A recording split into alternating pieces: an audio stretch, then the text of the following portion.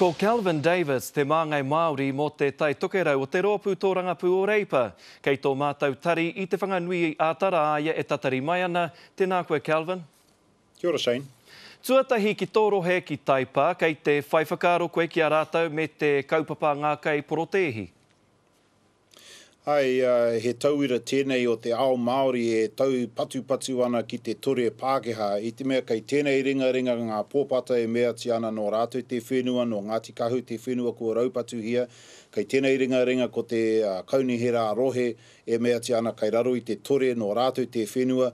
Ko wai ka mōhio ko tehe o ngā taha he kiko tōna, engari kei konei ahau e āhuru pai ana tōku tau ki rongi te taiapa.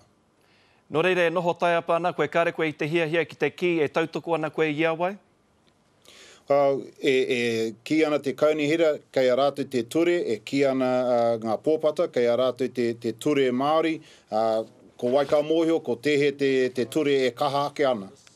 Ki o whakaaro e tika ana kia haere poka noa e ai ki te ture tā koe kōrero ake nei, e tika ana kia haere te Māori poka noa nei ki runga i ngā whenua hei tāna nōna ake?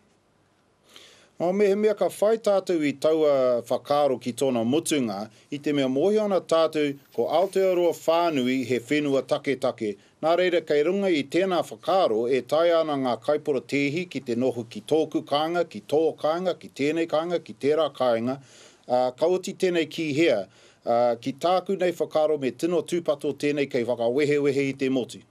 He nui o whakaaro inanahi kia huri tāua ki tētahi atu kaupapa. He nui o whakaaro o kōrero inanahi e pāna ki te hui i Wainganui te pirimia me ngā rangatira āiwi. He aha te ngako te tikanga rā nei o aua kōrero? Me tino tūpato a hone ki e hāpaiti ana tētahi tangata hei kōrero mō tēnā iwi. I te mea ki tāku whakaro e tika ana mo te haukainga kia whakaritea māwai e tū hei māngai mō rātou wano. Mohi ana hau te kōrero no roto Ngāti Hine, ma tātou wano tātou e kōrero.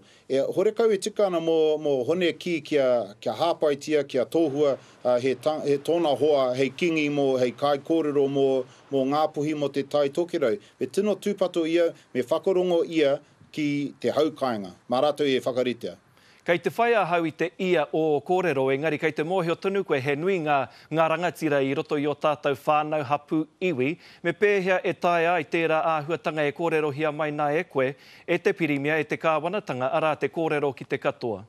He māmanu iho tēnā me whakatū e ia tētahi hui nui e tono atu ki ngā whānau, ngā hapu, ngā iwi kia haere atu e mea tia ki a rātou, mā koutou e whakaritea ko māwai e tū hei māngai mō koutou.